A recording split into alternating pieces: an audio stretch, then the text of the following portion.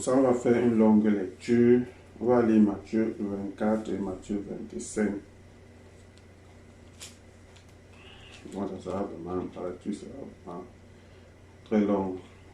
Et Jésus sortit et s'en alla du temple. Et ses disciples s'approchaient de lui. S'approchaient pour lui montrer les bâtiments du temple. Et lui répondant leur dit: ne voyez-vous pas toutes ces choses? En vérité, je vous dis, il ne sera point laissé ici pierre sur pierre, qui ne soit jeté à bas. Et comme il était assis sur la montagne des Oliviers, les disciples vinrent à lui, en particulier disant: dis-nous, quand ces choses auront lieu, et quel sera le signe de ta venue et de la consommation du siècle?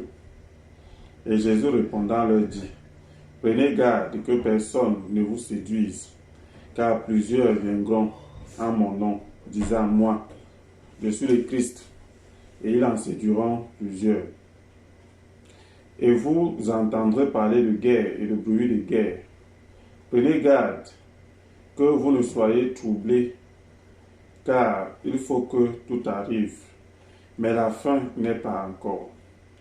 Car nation s'élèvera contre nation et royaume contre royaume. Et il y aura des famines et des pestes et des tremblements de terre en divers lieux. Mais toutes ces choses sont un commencement de douleur.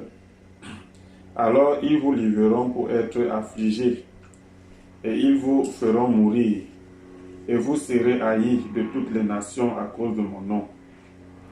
Et alors plusieurs seront scandalisés,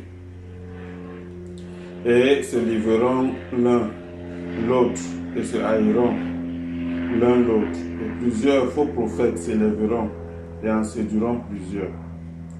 Et parce que l'iniquité prévaudra, l'amour de plusieurs sera refroidi.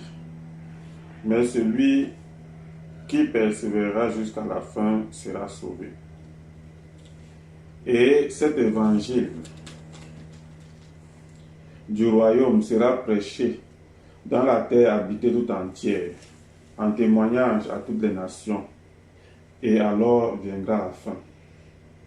Quand donc vous verrez l'abomination de la désolation dont il a été parlé par Daniel le prophète, établi dans le lieu saint, que celui qui l'y comprenne, alors que ceux qui sont en Judée s'enfuient dans les montagnes, que celui qui est sur le toit ne descende pas pour emporter ses effets hors de sa maison, et que celui qui est au champ ne retourne pas en arrière pour emporter son vêtement. Mais malheur à celles qui sont enceintes et à celles qui allaitent en ces jours-là. Et priez que votre fuite n'ait pas lieu en hiver, ni un jour de sabbat, car alors il y aura une grande tribulation telle qu'il n'y en a point eu depuis le commencement du monde jusqu'à maintenant, et qu'il n'y en aura jamais. Et si ces jours n'eussent été abrégés, nulle chair n'eût été sauvée. Mais à cause des élus, ces jours-là seront abrégés. Alors, si quelqu'un vous dit: voici le Christ est ici, ou il est là, ne le croyez pas, car il s'élèvera de faux Christ et de faux prophètes, et ils montreront de grands signes et prodiges, de manière à séduire, si possible, même les élus. Voici, je vous l'ai dit à l'avance. Si donc on vous dit: voici, il est au désert, ne sortez pas. Voici, il est dans les chambres intérieures, ne le croyez pas. Car comme l'éclair sort de l'Orient et apparaît jusqu'à l'Occident, ainsi sera la venue du Fils de l'homme. Car où que soit le corps mort, là s'assembleront les aigles. Et aussitôt, après la tribulation de ce jour-là, le soleil sera obscurci, et la lune ne donnera pas sa lumière, et les étoiles tomberont du ciel, et les puissances des cieux seront ébranlées. Et alors paraîtra le signe du Fils de l'homme dans le ciel. Et alors toutes les tribus de la terre se lamenteront et verront le Fils de l'homme venant sur les milieux du ciel avec puissance et une grande gloire. Et il enverra ses anges avec un grand son de trompette, et ils rassembleront ses élus des quatre vents, depuis l'un des bouts du ciel jusqu'à l'autre bout. Mais apprenez du figuier la parabole qu'il vous offre. Quand déjà son rameau est tendre et qu'il pousse des feuilles, vous connaissez que l'été est proche. De même, vous aussi, quand vous verrez toutes ces choses, sachez que cela est proche à la porte. En vérité, je vous dis, cette génération ne passera point, que toutes ces choses ne soient arrivées. Le ciel et la terre passeront, mais mes paroles ne passeront point. Mais quant à ce jour-là et à l'heure, personne n'en a connaissance, pas même les anges des cieux, si ce n'est mon Père seul. Mais comme ont été les jours de Noé, ainsi sera aussi la venue du Fils de l'homme. Car comme dans les jours avant le déluge, on mangeait et on buvait, on se mariait et on donnait en mariage, jusqu'au jour où Noé entra dans l'âge, mais il ne connut rien, jusqu'à ce que le déluge vienne et les emporta tous. Ainsi sera aussi la venue du Fils de l'homme. Alors, deux hommes seront au champ, l'un sera pris et l'autre laissé. Deux femmes mourront à la meule, l'une sera prise et l'autre laissée. Veillez donc, car vous ne savez pas à quelle heure votre Seigneur vient. Mais sachez ceci, que si le maître de la maison eût su à quelle veille le voleur devait venir, il eût veillé et n'eût pas laissé percer sa maison. C'est pourquoi vous aussi, soyez prêts, car à l'heure que vous ne pensez pas, le Fils de l'homme vient. Qui donc est l'esclave fidèle et prudent que son maître a établi sur les domestiques de sa maison pour leur donner leur nourriture au temps convenable? Bienheureux est cet esclave-là que son maître, lorsqu'il viendra, trouvera faisant ainsi. En vérité, je vous dis qu'il l'établira sur tous ses biens. Mais si ce méchant esclave-là dit à son cœur, mon maître tarde à venir, et qu'il se mette à battre ceux qui sont esclaves avec lui, et qu'il mange et boive avec les ivrognes, le maître de cet esclave-là viendra en un jour qu'il n'attend pas, et à une heure qu'il ne sait pas, et il le coupera en deux, et lui donnera sa part avec les hypocrites. Là seront les pleurs et les grincements de dents. Alors le royaume des cieux sera fait semblable à 10 vierges qui, ayant pris leur lampe, sortirent à la rencontre de l'époux. Et 5 d'entre elles étaient prudentes et 5 folles. Celles qui étaient folles, en prenant leur lampe, ne prirent pas d'huile avec elles. Mais les prudentes prirent de l'huile dans leur vaisseau avec leur lampe. Or, comme l'époux tardait, elles s'assoupirent toutes et s'endormirent. Mais au milieu de la nuit, il se fit un cri. Voici l'époux, sortez à sa rencontre. Alors toutes les vierges se levèrent et apprêtèrent leurs lampes. Et les folles dirent aux prudentes, donnez-nous de votre huile, car nos lampes s'éteignent. Mais les prudentes répondirent, disant, non, de peur qu'il n'y ait pas assez pour nous et pour vous. Allez plutôt vers ceux qui en vendent et achetez-en pour vous-même. Or, comme elles s'en allaient pour en acheter, l'époux vint, et celles qui étaient prêtes entrèrent avec lui aux noces, et la porte fut fermée. Ensuite viennent aussi les autres vierges, disant, Seigneur, Seigneur, ouvre-nous. Mais lui répondant dit, en vérité, je vous dis, je ne vous connais pas. Veillez donc, car vous ne savez ni le jour ni l'heure. Amen. Que le nom du Seigneur soit loué. Nous allons nous asseoir. Nous avons fait une longue lecture. En réalité, notre intention au début, au commencement, était seulement de lire Matthieu 25 et d'apporter une exhortation sur ce passage de l'Écriture, sur cette prophétie. Mais nous avons voulu prendre aussi Matthieu 24 parce que nous nous sommes dit que ça entre aussi là-dedans, un peu dans l'interprétation de cette prophétie. La première chose, c'est que ça, c'est la parole prophétique. La parole prophétique est différente, ou est distincte, si on peut dire comme ça.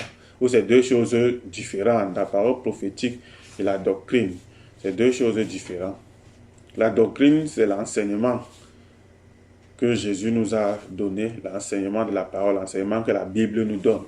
Depuis les temps anciens d'ailleurs, c'est le même enseignement qui est donné, étant mieux expliqué pour que nous puissions comprendre. Le Seigneur lui-même a commencé à donner cet enseignement à Adam et Ève depuis le jardin d'Éden, leur disant de ne pas toucher au fruit qui est au milieu de l'arbre.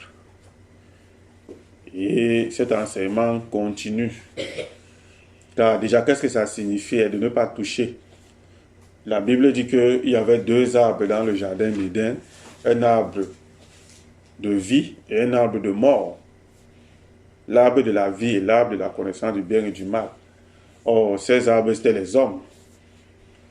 Même la science, même quand je faisais un cours de littérature, on nous a appris que l'homme est comparable à un arbre. Quand on opère, même l'homme, on se rend compte que le thorax même de l'homme est formé comme un arbre avec les branches. Donc, les arbres dans la Bible symbolisent les hommes aussi. Les deux arbres dont il était question, c'était les deux personnes qui étaient là. Il y avait l'homme qui avait la vie en lui-même et la femme, un arbre de mort. Ça, c'est aujourd'hui la révélation nous est donnée là-dessus.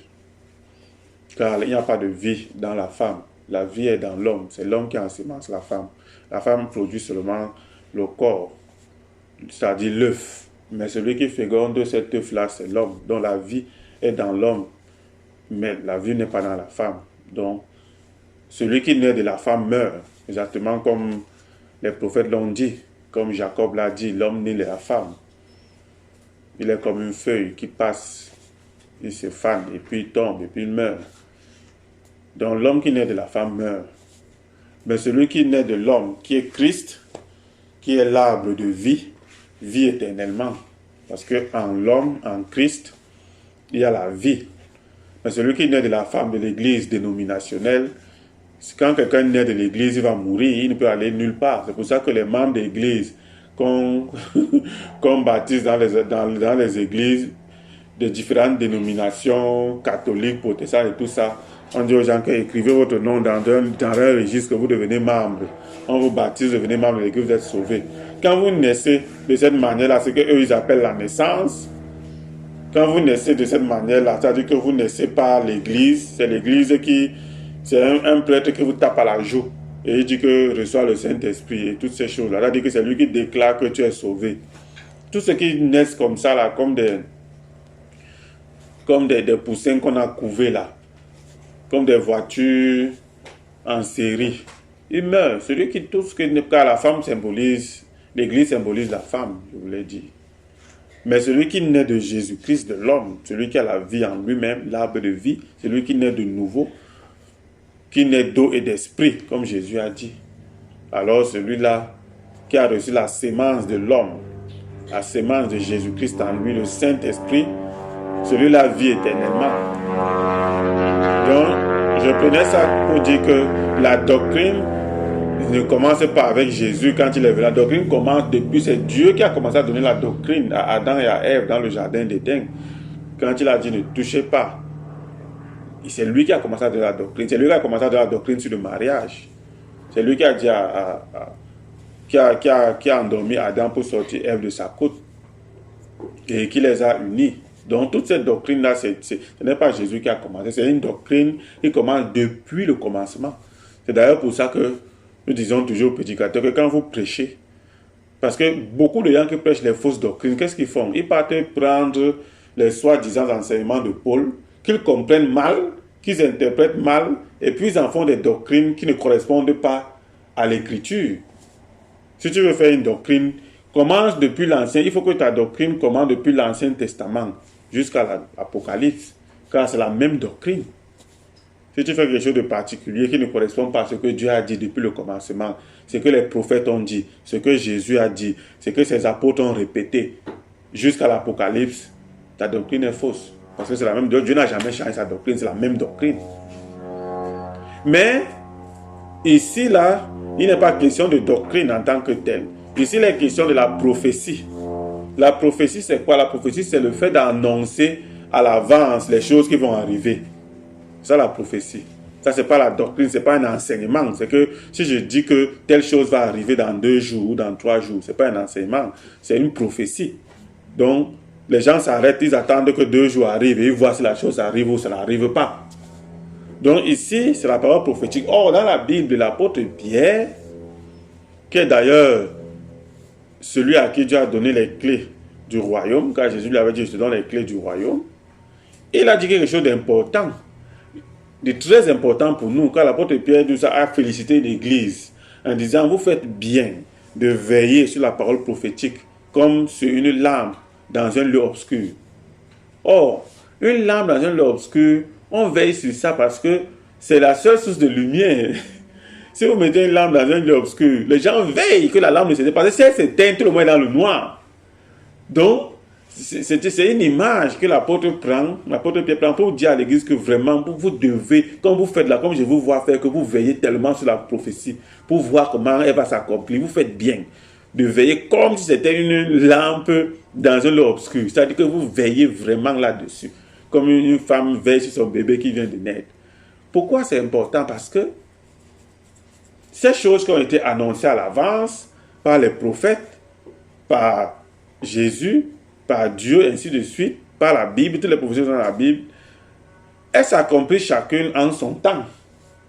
Et il est important de savoir quand la prophétie est en train de s'accomplir. Ça te permet de savoir dans quel jour tu es. Qu'est-ce qui est en train de s'accomplir maintenant? Qu'est-ce que Dieu est en train de faire maintenant? Et qu'est-ce que Dieu attend de l'Église maintenant par rapport à la parole qui est en train de s'accomplir maintenant? Car Dieu annonce à l'avance des choses qui vont arriver. C'est l'une de ses caractéristiques. Jésus a dit, quand le Saint-Esprit viendra, il vous rappellera ce que vous avez prescrit. Il vous montrera les choses à venir. Et il vous conduira dans toute la vérité. Donc c'est une caractéristique de Dieu. Frère Branham disait, si quelqu'un rencontre Dieu, l'une des choses qui lui fait savoir qu'il a rencontré Dieu, c'est que Dieu lui dit ce qui va lui arriver. C'est vrai. Dieu annonce toujours les choses à venir. C'est un don du Saint-Esprit. C'est pour ça qu'il y a le don de prophétie. Le fait d'annoncer à l'avant les choses qui vont arriver. Donc, dans la Bible, Jésus a donné beaucoup de prophéties disant les choses qui vont arriver. Et voici une que nous avons dans lui ici. Sinon plusieurs même d'ailleurs, parce que dans Matthieu 24, il en donne plusieurs. Parce qu'on lui a posé la question sur quand est-ce que ces choses vont arriver. Parce que Jésus était en train de dire que vous voyez le temple ici là. Le beau temple ici. Le temple qui est à Jérusalem. Jésus lui a dit, vous voyez le temple ici, il ne restera pas pierre sur pierre qui ne soit renversé. Donc ses disciples sont venus à lui et lui ont posé les questions. Le Seigneur, dis-nous quand ces choses vont arriver. Dis-nous quel est le signe de ta venue et de la fin du monde. Jésus leur a annoncé donc par prophétie les choses qui vont arriver. Donc c'est ça qu'on a commencé à lire jusqu'à arriver ici, dans Matthieu 25. Nous sommes arrêtés là, dans la parabole des 10 vierges. C'est de ça que je voulais parler spécifiquement.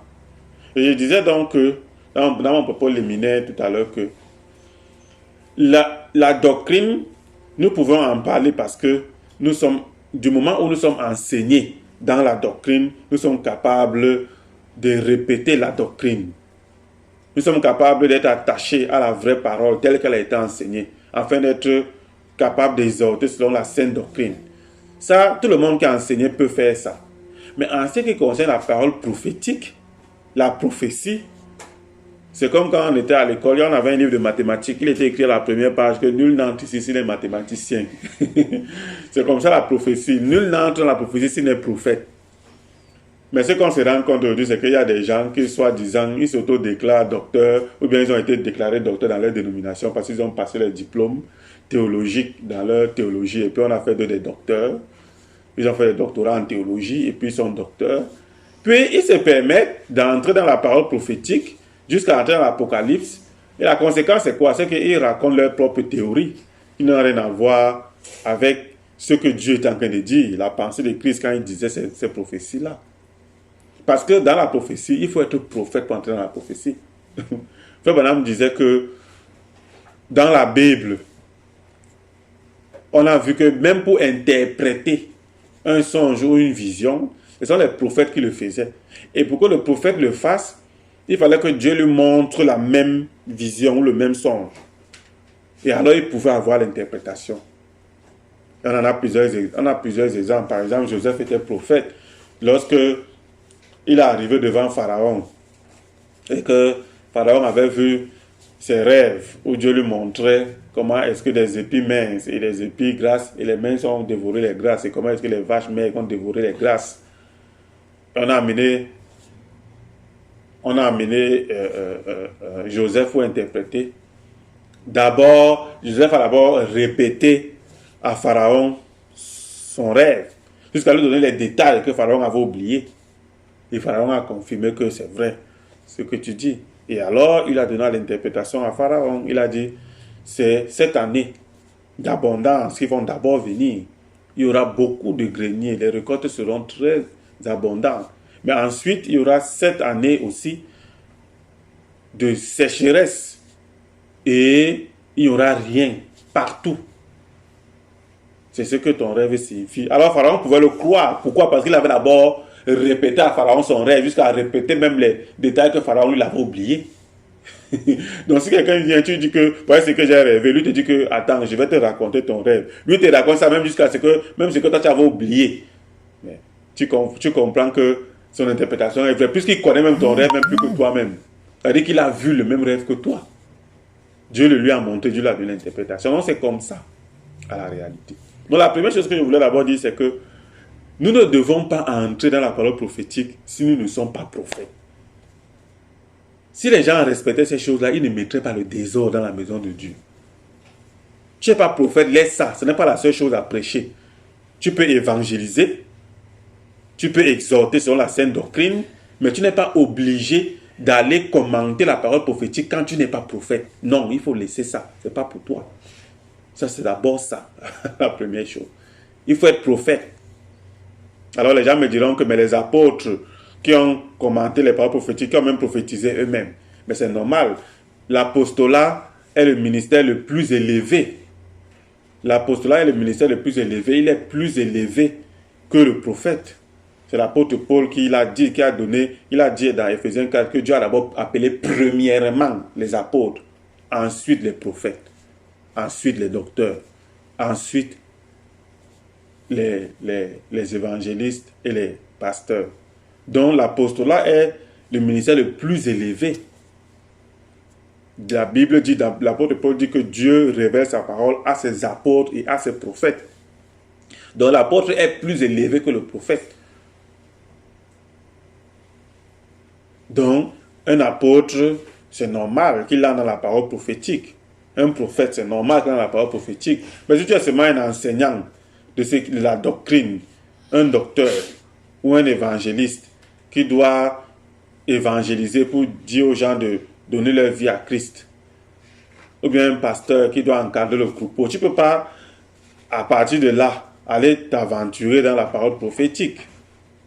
Non, il faut être un prophète pour le faire. Non, moi, quand je parle de ça, je n'interprète rien. Je ne fais que répéter ce qu'un prophète a dit à propos de cette écriture ici. Parce que je ne peux pas, moi, je ne pense pas que je dois me permettre d'aller, à moins que Dieu m'ait montré ça moi-même et m'ait donné la révélation là-dessus. Sinon, je répète seulement ce que Frère Branham a dit sur cette écriture. C'est car Frère Branham était prophète de Dieu. Alors, Frère Branham a donné les interprétations de cette prophétie-ci. A dit, et Frère Branham disait que je ne dis jamais rien avant que l'ange du Seigneur ne soit venu me donner la révélation à ce sujet. Donc déjà, il a commencé par nous dire que dans Matthieu 24, ce que vous voyez, il y a 3 questions. Ce que beaucoup de personnes ne voyaient pas pour commencer. Il a dit dans Matthieu 24, ils ont posé 3 questions, ce n'est pas une seule. Car Jésus avait dit, il ne restera pas pierre sur pierre ici, dans ce temple, qui ne soit renversé. Alors ils sont d'abord venus lui dire que quand est-ce que cela va arriver? Quand est-ce que le temple sera détruit? Première question. Et puis, quel sera le signe de ta venue? Deuxième question. Et le signe de la fin du monde? Troisième question. Alors Jésus leur a répondu sur toutes ces questions-là. Il leur a dit qu'en ce qui concerne le temple, et tout ça sera détruit. Il y aura des armées étrangères qui viendront, qui vont entourer Jérusalem.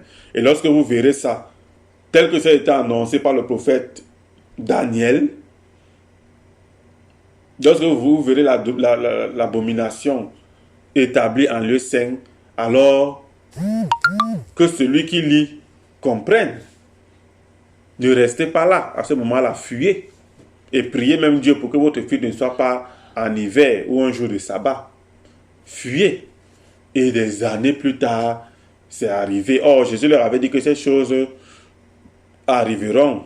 Il leur avait dit que cette génération-ci ne passera pas. Quand il leur parlait à eux, il dit cette génération-ci ne passera pas avant que toutes ces choses soient arrivées. Et c'est ce qui est arrivé. La chute du temple est arrivée pendant les jours de cette génération-là. Et Jésus aussi a répondu à la deuxième question. Quel sera le signe de ton avènement? Jésus leur a dit que avant mon avènement, il y aura d'abord la tribulation. Mais ça ne sera pas encore la fin. Il y aura un royaume qui s'élèvera contre un royaume, une nation contre une nation. Il y aura des guerres, des tremblements de terre en divers lieux. Voilà les choses qui seront les signes précurseurs de ma venue. Et un autre signe, comme il a été au jour de Noé, ainsi sera au jour de la venue du Fils de l'homme. Car comme au jour de Noé, les gens mangeaient, buvaient, se mariaient et mariaient, jusqu'à ce que Noé entra dans l'arche, il ne se rendit compte de rien, jusqu'à ce que le déluge vint et les emporta tous. Et Jésus dit que ainsi sera-t-il à la venue du Fils de l'homme. Et il dit même, inspirez-vous de la parabole que vous donne le figuier. Quand vous voyez ces branches devenir tendres, vous savez que l'été approche. De la même manière, quand vous allez voir tous ces signes-là s'accomplir, sachez que je suis à la porte. Le Fils de l'homme est à la porte.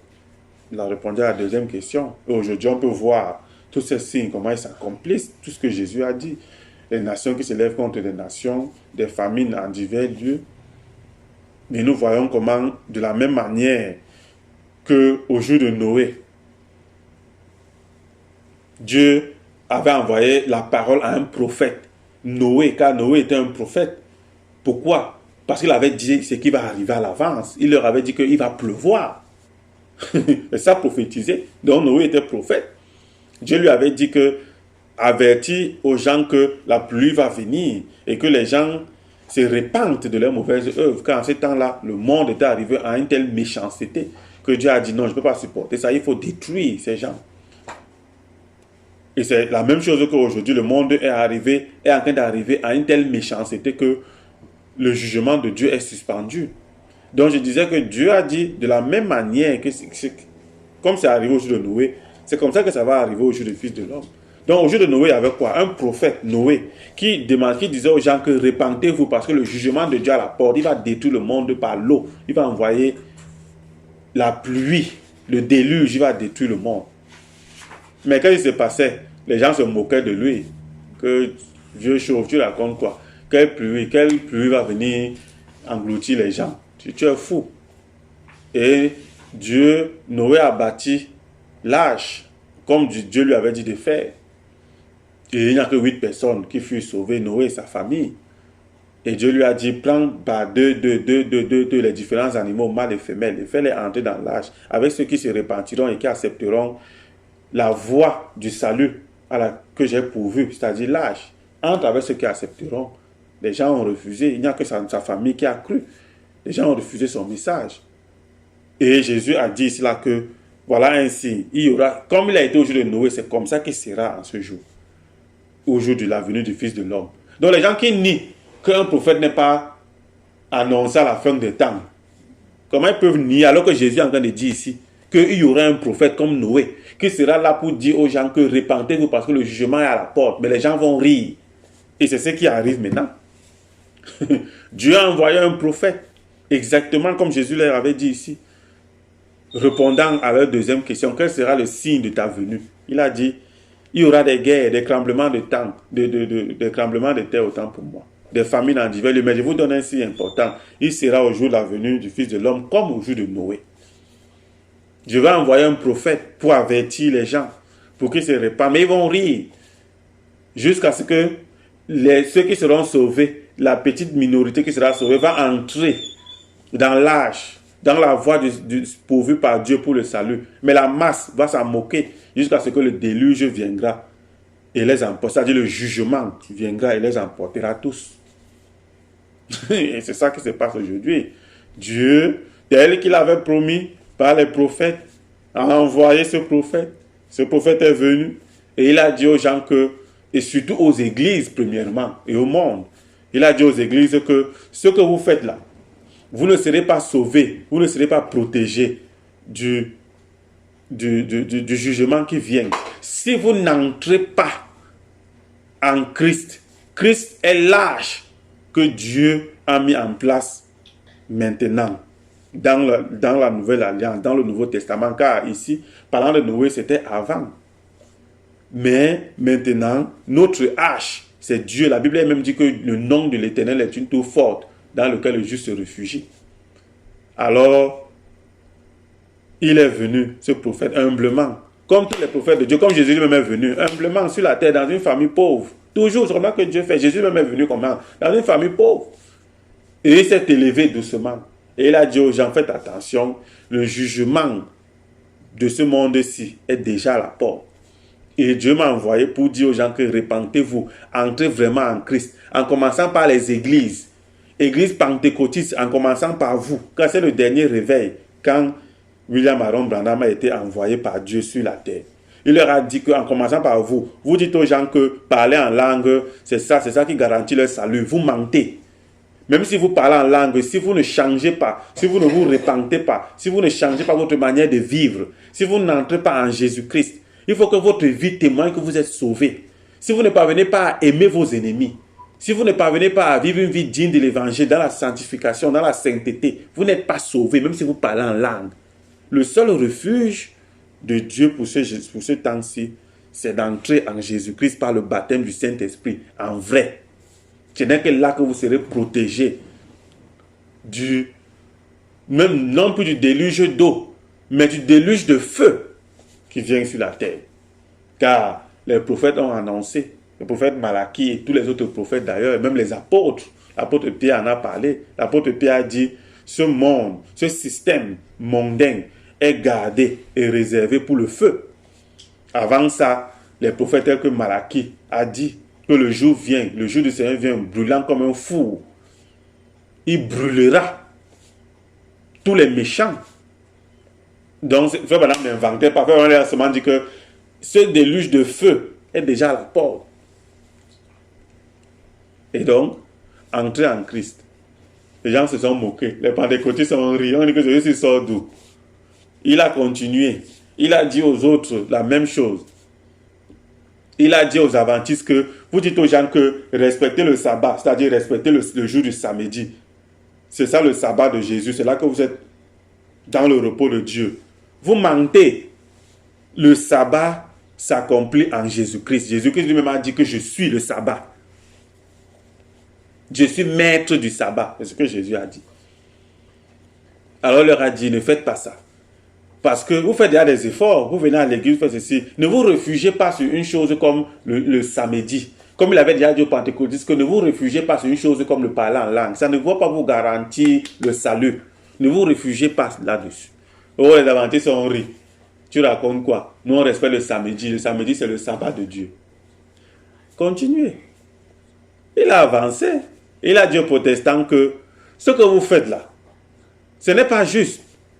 Vous ne pouvez pas vous réfugier sur le baptême d'eau en disant aux gens que tout ce que Abraham avait à faire, c'est de croire. Donc, dès que quelqu'un dit que j'ai cru, il prend son baptême, il est sauvé. Car Jésus a dit que celui qui croira, qui sera baptisé, sera sauvé. Non, vous comprenez mal Jésus. Jésus ne s'est pas arrêté là. Il a dit celui qui croira et qui sera baptisé sera sauvé, c'est vrai, mais sera au futur. Maintenant, Jésus a aussi dit que aimez vos ennemis et vous serez appelés fils du Très-Haut. Jésus a aussi dit que vous les reconnaîtrez à leurs fruits. Jésus a aussi dit ça. Car la pluie, Dieu étant bon, il fait venir sa pluie sur les justes et sur les méchants.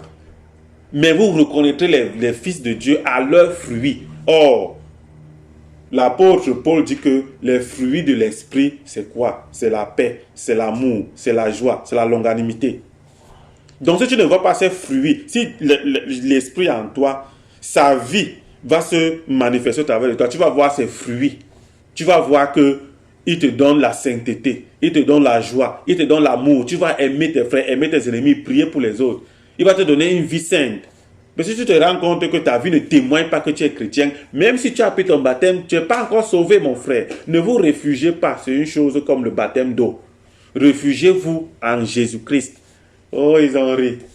C'est juste qu'il vient raconter quoi? Il est descendu chez les catholiques. Il a dit aux catholiques la même chose. Que vous les catholiques, vous dites aux gens que sois seulement membre de l'église. Jésus, en battant, a laissé une église sur la terre.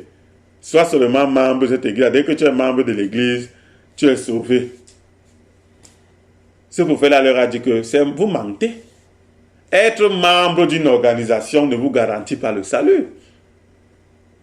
Non, il faut être plutôt membre du corps de Christ. C'est ce que l'apôtre Paul a dit. Par un seul baptême, nous sommes inclus dans le corps de Christ qui est son église.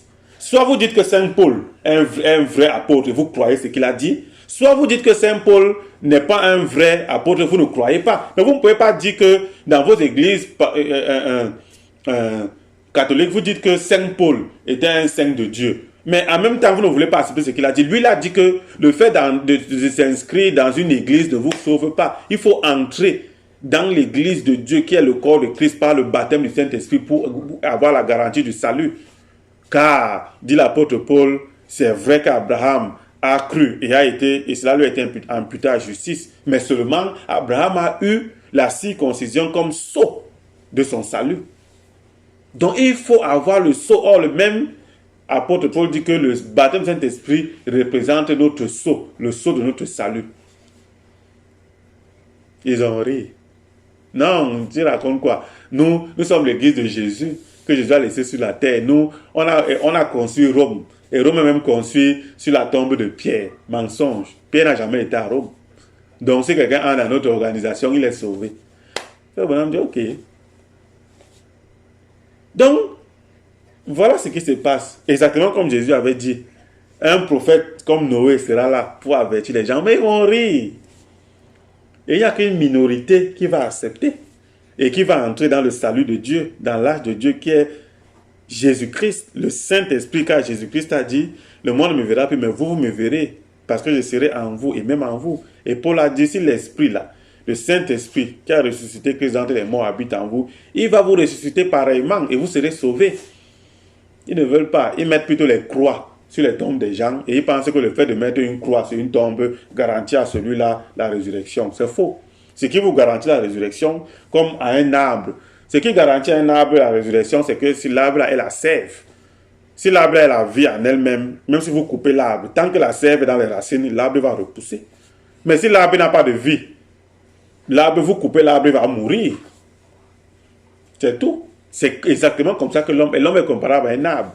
Tant que la vie, la sève, Christ, le Saint-Esprit en lui, même s'il meurt, il va renaître. Exactement comme Job a dit. Job a dit que je vais me relever et de ses yeux si je verrai Dieu. Pourquoi? Parce qu'il savait qu'il était sauvé. Tant que Christ n'est pas en vous, comme il a dit, je serai en vous. Comme Paul a dit, si l'Esprit qui a ressuscité Christ entre les morts habite en vous, il vous ressuscitera pareillement. Tant qu'il n'est pas en vous, le fait de mettre la croix sur votre tombe ne change rien. Vous partez en enfer. Il faut dire la vérité aux gens, on vous trompe. La croix là ne vous sauve pas. La croix comme elle, ça vous sauve parce qu'il vous sauve, c'est que vous acceptez que Jésus-Christ, le Saint-Esprit de Dieu, entre dans votre cœur.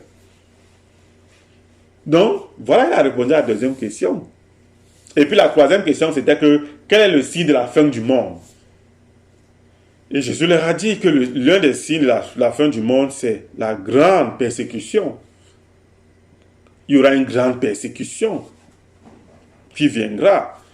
Et Jésus dit, aussitôt après ces jours-là de persécution, ce qu'on a lu, aussitôt après ces jours de persécution, le ciel s'obscurcira. voilà donc Jésus l'a dit, voilà donc maintenant, quand ça sera maintenant la fin du monde. Aussitôt après ces jours, qui seront abrégés d'ailleurs, Jésus dit, ces jours de grande persécution seront abrégés. Parce qu'à cause des élus, parce que si ces jours n'étaient pas abrégés, nulle chair ne serait sauvée. Mais ces jours, parce que c'est une persécution viendra sur les chrétiens telle que Dieu devra abréger ces jours-là pour que les gens soient sauvés. Sinon, la persécution sera telle que les gens, il n'y aurait personne qui serait sauvé si Dieu n'abrégeait pas ces jours. Mais Jésus dit, aussitôt que ces temps de persécution seront passés, aussitôt le ciel s'obscurcira. Et les étoiles tomberont du ciel. Et ce sera le jour de la colère de Dieu. Et le prophète Ésaïe et les autres prophètes parlant de ça, ont dit que ce sera un jour terrible où les hommes voudront même se réfugier derrière des rochers. Mais les rochers leur diront que nous-mêmes on ne voit pas clair. Les rochers se fendiront. La Bible dit, je crois que c'est le prophète Ésaïe qui dit ça, que le soleil, ou si ce n'est pas Ésaïe, c'est Jérémie, mais je pense que c'est Ésaïe si je ne me trompe pas, que le soleil donnera de ça, sera plus puissante que lorsqu'elle est à son zénith aujourd'hui, elle va donner sa chaleur 7 fois plus que quand elle a son zénith aujourd'hui. Donc les gens vont littéralement, les gens qui disent maintenant qu'il fait chaud, les gens vont cuire étant debout. Et la Bible dit même que les gens vont demander la mort ne va pas venir. Donc ce jour de colère-là, c'est un jour qui vient sur les gens. Et Jésus dit que après cela apparaîtra le signe alors du Fils de l'homme. Dans le ciel, il viendra. Et les hommes de toutes les tribus de la terre le verront venant sur des nuées avec une grande gloire. Et la Bible dit qu'il pètera les nations avec une verge de fer. Donc, voilà les prophéties qui sont annoncées. Ça va s'accomplir. Maintenant, arrivons à la fin de Matthieu 24. Jésus dit, qui est donc ce serviteur fidèle et prudent que Dieu a établi sur ses gens, sur son peuple, sur ses serviteurs, pour leur donner la nourriture au temps convenable. Mais, si ce méchant serviteur-là se dit, le maître tarde à venir, et se met à battre ses frères, alors le maître viendra un jour qui ne s'attend pas, il le coupera en deux, il donnera sa part avec les hypocrites, parce que c'est ce qu'il est. Donc c'est annoncé. Aujourd'hui, il y a des gens qui se prévalent de cette écriture-là et qui s'arrêtent au milieu. Ils disent que Dieu leur a appelé, selon Matthieu 24, 45 à 47.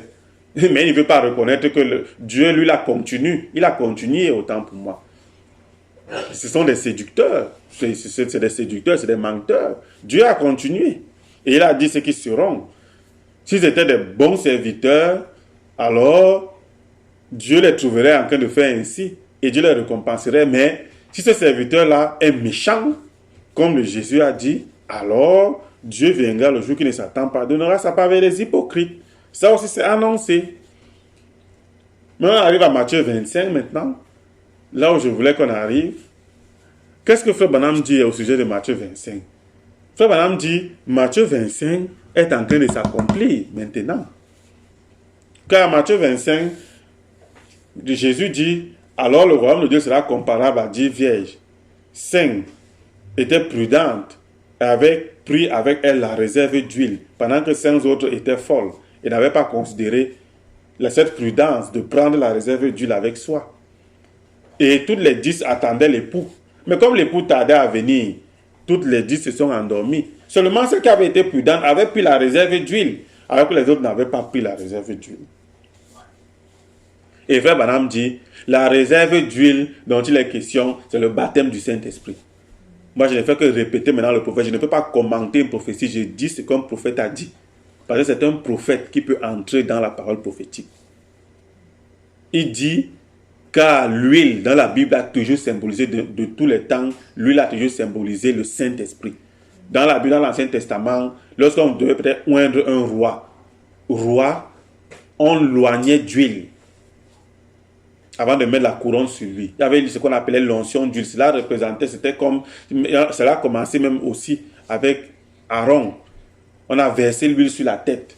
Ça symbolisait l'esprit, que l'esprit entre en lui pour le travail que Dieu lui a donné de faire. Donc, Frère Branham dit, la réserve d'huile dont il est question ici dans Matthieu 25, c'est le baptême du Saint-Esprit. Alors, il y avait 5 qui avaient ce baptême du Saint-Esprit et 5 qui n'en avaient pas. Mais sauf que toutes sont endormies durant les âges. Parce que après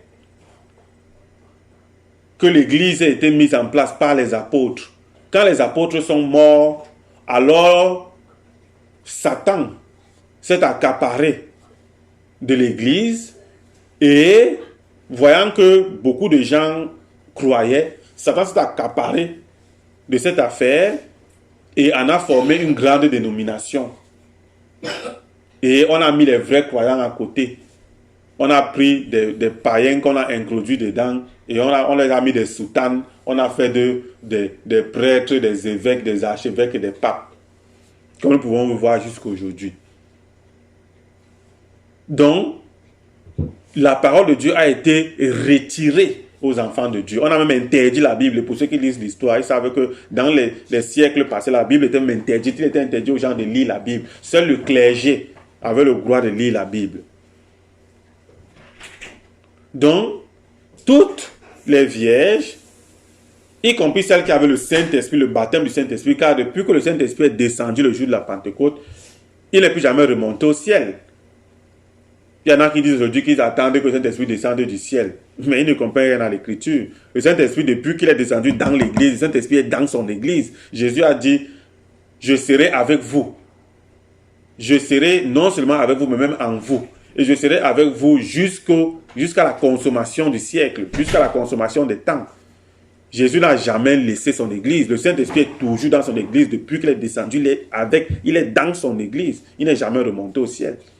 C'est des menteurs, c'est des séducteurs. Ils ne comprennent rien à l'Écriture. Ils disent qu'ils attendent que le Saint-Esprit vienne encore sur l'Église. Quel Saint-Esprit? Le Saint-Esprit est dans son Église. Mais seulement, ces vierges qui étaient sages, ayant le Saint-Esprit, elles se sont aussi assoupies, autant pour moi, comme les autres vierges qui n'étaient pas prudentes. Tout le monde s'est assoupi parce que l'époux tardait à venir. Depuis que Jésus avait laissé les apôtres, avait dit, je m'en viens bientôt. Combien de temps se sont passés? Plus de 2000 ans aujourd'hui qu'on attend Jésus. L'époux tarde à venir, ou tardait à venir. Alors tout le monde s'est endormi. Mais pendant qu'elle dormait là, il y avait celle qui avait la réserve du Saint-Esprit et celle qui n'était pas prudente, qui n'avait pas considéré de recevoir le Saint-Esprit, qui pensait que le seul fait d'appartenir à l'église, aller les dimanches, et on te met le signe de croix avec comment on appelle ça, la sangle. C'est ça qui fait que tu sois sauvé. Les gens qui pensaient qu'en parlant en langue dans les églises, ils sont sauvés. Les gens qui pensaient que comme ils ont pris le baptême dans l'église protestante, ils sont sauvés. Les gens qui pensaient qu'en respectant le sabbat, le samedi, ils sont sauvés. C'est eux, la Vierge, qui n'est pas prudente. Ils n'ont pas été prudents pour prendre la réserve du baptême du Saint-Esprit, le salut, comme Jésus a dit que je serai en vous. Ils n'ont pas considéré de voir que réellement les fruits du Saint-Esprit se manifestent en eux pour s'assurer que vraiment Jésus-Christ habite en eux et que c'est Jésus-Christ qui habite en eux là, c'est lui qui garantit leur salut. Et Frère Branham nous dit quoi? Mais un temps est venu où quelqu'un a crié, voilà l'époux, allez à sa rencontre. Et Frère Branham nous dit que ce quelqu'un qui a crié là, c'est le messager de ce temps-ci. Et que l'époux dont il est question, c'est bien Christ, la parole de Dieu. Car il est écrit que au commencement était la parole, elle était auprès de Dieu, elle était Dieu lui-même. Et la parole a été faite chair, elle a habité parmi nous. Non, Jésus, c'est la parole. Et Frère Branham nous dit, cette personne qui a crié, c'est le messager de ce temps-ci, le prophète que Dieu a envoyé, comme il avait dit, que comme il a été au jour de Noé, il en sera au jour de la fin. Il y aura un prophète sur la terre. C'est ce prophète-là qui a dit maintenant à l'épouse et aux autres, à toutes les vierges, que réveillez-vous. Réveillez-vous, on vous a ôté la parole de Dieu. On vous a interdit la Bible, on a enlevé toutes les doctrines bibliques que les apôtres avaient enseignées, telles que Jésus avait enseigné, telles que cela avait été annoncé par les prophètes. On vous a vendu des credos, des dogmes. Réveillez-vous, sortez de là. Comme mes frères témoins de Jéhovah ont écrit leur bouquin, réveillez-vous. Alors c'est ce prophète-là qui a dit à toute l'église que réveillez-vous, on vous a trompé, on vous a vendu un credo d'après lequel vous devez prononcer les titres de Père, Fils et Saint-Esprit. C'est un credo. Un credo qui vient des hommes, établi par interprétation de ce que Jésus a dit. Mais sans voir que les apôtres qui ont mis en place l'église ont bien dit que le nom dont il est question, de celui qui est Père, Fils et Saint-Esprit, c'est Jésus-Christ. Donc, baptisez les gens au nom de Jésus-Christ pour la rémission de leurs péchés et ils auront le Saint-Esprit qui leur garantira le salut, qui garantit le salut. Ils sont venus, ils ont enlevé ça. Ils ont dit que Dieu est trois. Puis c'était les païens qu'on avait introduit dans l'église. Et les païens, ils ont plusieurs dieux, bien entendu. Il y a un dieu de la fertilité, un dieu du soleil, un dieu de l'amour et tout ça. Ils ont amené ce paganisme-là dans l'église du Dieu vivant. Ils sont venus dire que non, il y a trois dieux. On reconnaît que Jésus est Dieu, mais il est un Dieu parmi trois autres. Le Saint-Esprit aussi est Dieu. Et le Père aussi est Dieu. Et donc, ce sont les trois là qui forment un. Voilà ce qu'ils ont amené dans l'église. Alors que Jésus avait dit que le Père et moi, nous sommes un. Eux, ils viennent dire que le Père est différent du Fils. Ils disent qu'il y a le Fils à part, le Père à part, le Saint-Esprit à part. Voilà. Et c'est donc ce prophète-là qui est venu donc dire à l'église que réveillez-vous, ils vous ont menti. Ils vous ont vendu des dogmes. Ce n'est pas ça que les apôtres avaient planté dans l'église au commencement. Ce n'est pas ça que Jésus avait enseigné. Ce n'est pas ça que les apôtres ont enseigné. Réveillez-vous. Reprenez la parole qui est Jésus. Au commencement était la parole. Elle était Dieu. Et la parole a été faite chair. Reprenez la parole, la vraie parole qui nous a été donnée, telle qu'elle a été enseignée par les apôtres. La sémence, car Jésus a dit que, quand il a donné la parabole sur les sémences, Jésus a dit, en interprétant la parabole, il a dit à ses disciples que la sémence, c'est la parole de Dieu. Un autre jour, il a dit que la sémence, c'est les fils de Dieu. Et les vrais, c'est les fils du malin. Voilà ce que Jésus a enseigné. Et donc, lui, il a dit, réveillez-vous, vous tous, et acceptez. Vous êtes des vierges, vous vous êtes conservés pour l'époux. Voici donc maintenant l'époux. L'époux est la parole. Voilà l'époux à sa rencontre. C'est la parole. Recevez-le dans votre cœur. Recevez la sémence de la parole dans votre cœur. La parole est la sémence du commencement. C'est Jésus qui l'a dit. Que la parole, la sémence, c'est la parole de Dieu. Et la sémence, c'est les fils de Dieu, a dit Jésus. Et ce prophète nous a dit que c'est nous, la vraie sémence qui est au commencement. Ce n'était pas ce que nous sommes aujourd'hui là. Aujourd'hui, nous disons fils de Dieu, alors que nous mourons. Nous disons fils de Dieu. Nous n'arrivons même pas à avoir autorité sur la terre. Pourtant, la terre, c'est notre domaine que Dieu nous a donné. Dieu avait établi Adam sur la terre pour dominer sur la terre et pour dominer sur les bêtes des champs et tout ça. Et tout ce que Adam disait, Adam était un Dieu sur la terre. Tout ce qu'il disait, lui qui donnait les noms aux animaux et ainsi de suite. Et cela devenait la loi. Et il a dit, voilà la sémence du commencement. La parole parlée est la sémence du commencement. Alors, reprenez la sémence, la parole qu'on vous a ôtée. Ceux qui avaient le Saint-Esprit, la Vierge qui était prudente, qui avait la réserve d'huile, la Bible dit qu'elle a avancé dans ces choses-là. Elle est entrée. Quand l'époux est venu, elle est entrée dans la salle des noces. Mais, regardons quelque chose qui est très important, qui s'accomplit sur nos yeux, tel que Frère Branham l'a dit. Frère Branham a dit, regardez, la Vierge folle, ceux qui n'ont pas été prudents, ceux qui n'avaient pas le Saint-Esprit, quand ce messager est venu dire ça, qu'est-ce qu'eux ils ont fait? Au lieu d'avancer vers l'époux, ils ne pouvaient même pas avancer vers l'époux parce qu'ils n'avaient même pas la réserve d'huile pour voir, pour avancer. Ils ont plutôt dit à la sage que mais, à la prudente que mais, toi tu as pris ta réserve d'huile où? Indique-nous aussi là où, donne-nous aussi un peu d'huile pour que nous aussi on ait l'huile pour voir.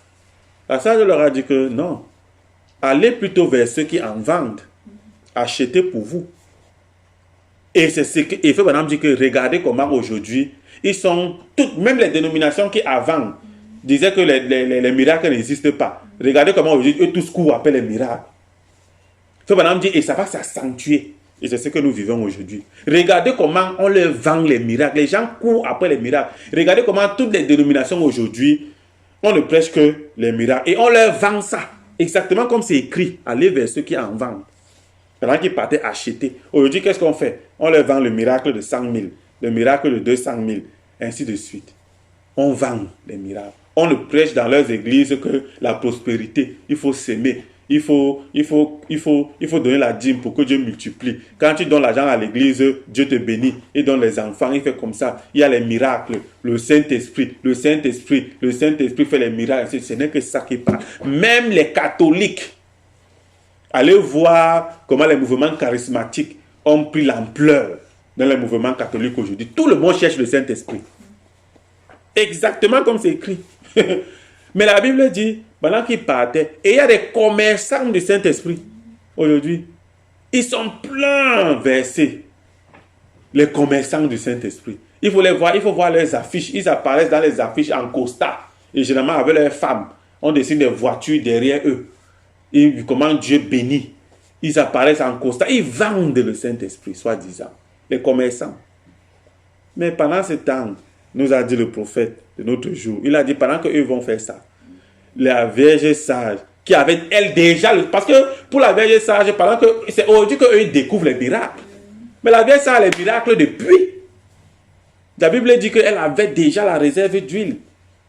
Les dons, la restauration des dons, c'est quelque chose qui a été restitué à l'église depuis le réveil pentecôtiste.